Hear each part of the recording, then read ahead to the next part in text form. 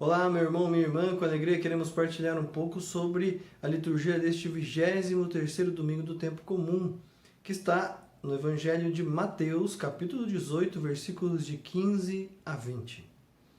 Naquele tempo, disse Jesus a seus discípulos: se o teu irmão te pecar contra ti, vai corrigi-lo, mas em particular, a sós contigo. Se ele te ouvir, tu ganhaste o teu irmão. Se ele não te ouvir, toma contigo mais uma ou duas pessoas para que toda a questão seja decidida sob a palavra de 2 ou 3 testemunhas. Se ele não vos der ouvido, dize-o à igreja. Se nem mesmo a igreja ele ouvir, seja tratado como se fosse um pagão ou um pecador público. Em verdade eu vos digo, tudo o que ligardes na terra será ligado no céu, e tudo o que desligardes na terra será desligado no céu. De novo eu vos digo, se 2 de vós estiverem de acordo na terra, sobre qualquer coisa que quiserem pedir, isso lhes será concedido por meu Pai que está nos céus. Pois, onde 2 ou 3 estiverem reunidos em meu nome, eu estou aí no meio deles. Palavra da salvação, glória a vós, Senhor.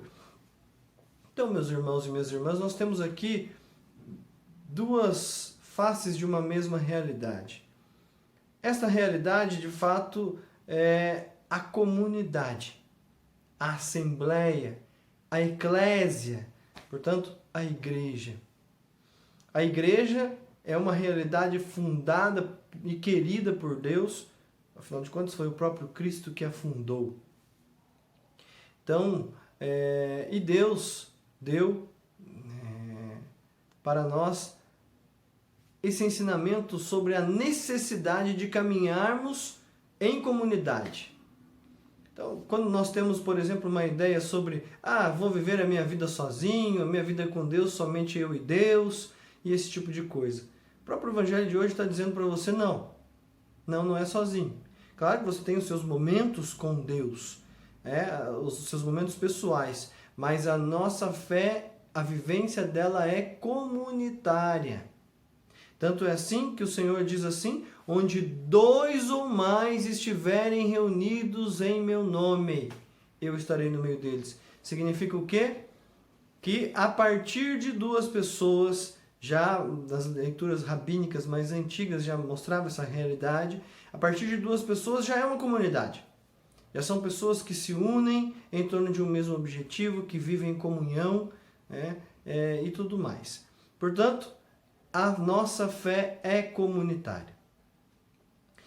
Mas além disso, nós temos um objetivo para a nossa fé, que é a salvação. E a salvação de todos. E aí a liturgia de hoje entra de cheio nesta realidade. Porque nós temos aqui todas as leituras que tratam a respeito da nossa relação com o irmão. A leitura do Evangelho, que diz: se alguém pecar contra ti, ela é um pouco controversa, no sentido de que existem alguns manuscritos antigos que também traduzem de uma outra maneira. Se alguém pecar. E aí, o que fazer quando alguém peca e se torna um pecador público, notório? Afinal de contas, pecar todo mundo peca. Mas quando se torna um pecador público e notório? Aí nós temos que pensar, em primeiro lugar, na primeira leitura do profeta Ezequiel, que diz assim: olha, se o seu irmão está em pecado e você não faz nada, se você é omisso, se você negligenciou essa realidade, a alma dele se perde e você vai prestar contas. Ao contrário, se o seu irmão está em pecado e você pelo menos tentou fazer algo, tentou ajudá-lo, respeitando a liberdade dele, ele pode até não aceitar aquilo que você vai falar, mas pelo menos você vai, ao prestar contas, você vai dizer que tentou, eu tentei buscar a salvação do meu irmão. A liturgia fala sobre isso, sobre o resgate que precisamos fazer. A segunda leitura vem dizer, São Paulo dizendo sobre a importância do cuidar, o que nós devemos dever uns aos outros, o amor mútuo, o cuidado mútuo. E, portanto, cuidar é também zelar para que ele não se perca, para que, ao contrário, a salvação fique presente em sua vida, né? Para que ele não saia dessa experiência que ele faz com Deus. Infelizmente, o zelar pelo irmão, o cuidar do irmão, e até mesmo vigiar o irmão, e que deveria ter o sentido de eu te amo e por isso eu cuido de você, infelizmente é tratado de um jeito errado. Nós cuidamos da vida do irmão para fofocar, falar mal, julgar, e sair espalhando boatos e besteiras, mentiras, ou até que sejam verdades, mas que não tem necessidade de serem espalhadas para todas as pessoas. Infelizmente hoje, nós não somente não cuidamos do irmão, que é uma responsabilidade nossa, mas nós ainda ajudamos o irmão a cair quando ele, tentando ainda retomar a sua vida eclesial, sua vida de igreja, sua caminhada com Deus, mesmo que ainda em pecado, mas se aproxima da igreja, começamos a falar mal dele, começamos a olhar de lado para ele, começamos a rejeitá-lo, ou seja, se ele já está no chão, se está caído, nós ainda pisamos em cima para não ajudar a levantar. Péssima atitude. É uma atitude diabólica. Entendendo que diabo significa divisor, portanto, nós estamos servindo ao diabo e não a Deus, quando nós temos uma atitude dessa. Se você, meu irmão, está tendo essa atitude, você vai prestar contas a Deus de todas estas pessoas que poderiam ser salvas e que eu e você chutamos da igreja porque não demos atenção, porque julgamos, porque nos achamos superiores a estas pessoas. Vamos prestar conta sim a Deus. É o que diz a profecia de Ezequiel. Mas, além da responsabilidade individual que nós temos, ou seja, eu preciso ir até o meu irmão, o Evangelho também nos traz a realidade comunitária. A igreja, a comunidade é responsável por cada um dos seus membros. Tanto é assim que no Evangelho nós vamos ver que diante de um pecador público, nós temos 3 formas, 3 tentativas, e isso vai sendo gradual, de tentar ajudá-lo. Em primeiro lugar, alguém vai sozinho e fala com ele. Se não escutar, nós vamos com uma ou duas pessoas, ou seja, para dar 2 ou 3 pessoas, afinal de contas, é a conta, eu, você, e mais uma pessoa, são 3 pessoas. Então, um sentido comunitário, a igreja que vai até a pessoa. E por último, a assembleia, a comunidade de um modo geral. Não todos, mas muita gente. Se nem assim não adiantar, então, o que é que diz a palavra de Deus? Bom, é a pessoa que não quer. Então, vamos tratá-la como alguém que de fato não quer e participar da vida eclesial. E como é esse tratamento? Xingando, rejeitando, ignorando e falando mal dele por trás? Não. Amando e respeitando a liberdade que Deus deu para ele para tomar as suas decisões. Mas rezando por ele, sempre.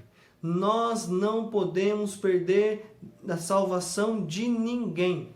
Deus quer que todos se salvem. É a vontade de Deus. E nós temos que cumprir a vontade de Deus. Essa vontade de Deus tem que ser a nossa vontade. Mesmo que você não goste da pessoa, você precisa rezar pela salvação desta pessoa. Você precisa rezar para que ela volte, retorne à comunidade. E não trabalhar para que ela de fato não retorne, como muitos fazem, servindo ao diabo, é claro. Então, meu irmão e minha irmã, esse é o Evangelho deste final de semana. Somos chamados a tomar consciência de que somos comunidade. Somos comunidade. E Deus nos quer comunidade. Onde 2 ou mais estão reunidos, em meu nome, eu estou no meio deles. Deus quer que seja assim. Deus quer que seja comunidade. E uma comunidade de pessoas que buscam a salvação. Um povo unido, uma família unida, que não quer que ninguém se perca. Ninguém.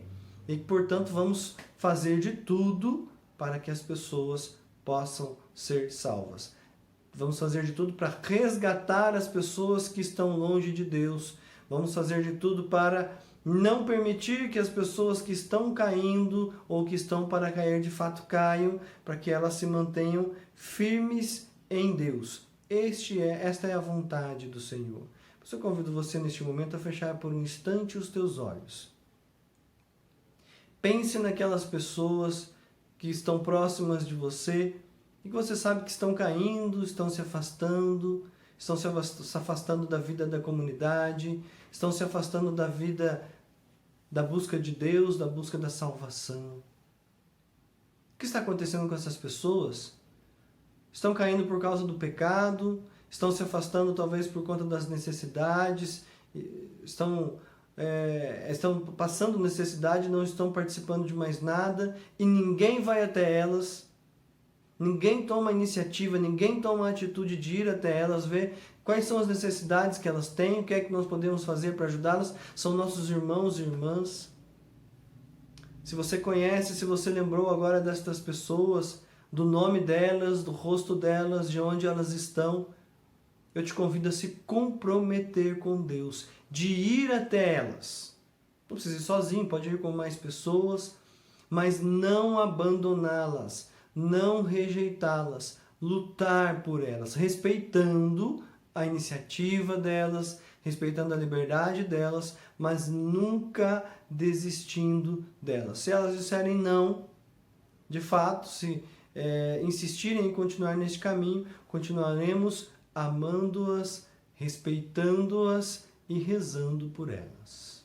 Este é o desejo de Deus. Isto é viver em comunidade, isso é ter consciência de ser comunidade e não fazer apenas as coisas para nós. Que o Senhor nos ajude a assumir esse compromisso com estas pessoas que vieram ao seu coração e à sua mente. Sobre vós, sobre a vossa família, desça a bênção de Deus Todo-Poderoso, Pai, Filho e Espírito Santo. Amém.